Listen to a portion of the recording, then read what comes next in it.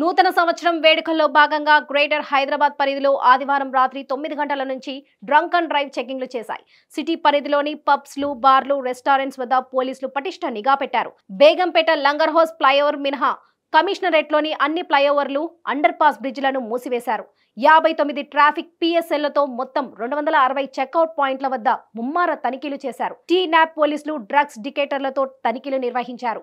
Necklace రోడ్లు, NTR Marg, tank bund వైపు రహదారులను మూసివేసినప్పటికీ సెక్రటేరియట్ వద్దకు యువకులు భారీగా చేరారు.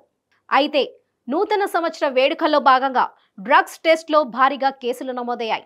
బంజారా హిల్స్, జుబ్లీ హిల్స్, గచ్చిబౌలిలోని పబ్స్, బార్లు, రెస్టారెంట్లలో పోలీసులు మఫ్టీలో వెళ్లి తనిఖీలు చేపట్టారు. నిబంధనలు ఎంతవరకు పాటిస్తున్నారనే దానిపై పరిశీలించారు.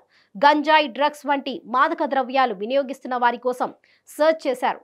చెక్ పాయింట్స్ వద్ద 3 కమిషనరేట్ల పరిధిలో డ్రగ్స్ టెస్టులు చేశారు.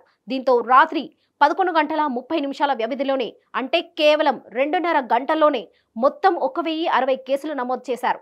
పోలీసుల తనిఖీలో 4 డ్రగ్స్ సప్లయర్లు పట్టుబడ్డారు. మరోవైపు హైదరాబాద్ హయత్ నగర్ ఎక్సైజ్ పోలీసులు హుక్కా సెంటర్ పై దాడులు నిర్వహించారు. వనస్థలిపురంలోని చిలక్స్ హుక్కా సెంటర్ పై సిఐ లక్ష్మణ్ గౌడ్ ఆధ్వర్యంలో దాడులు చేశారు.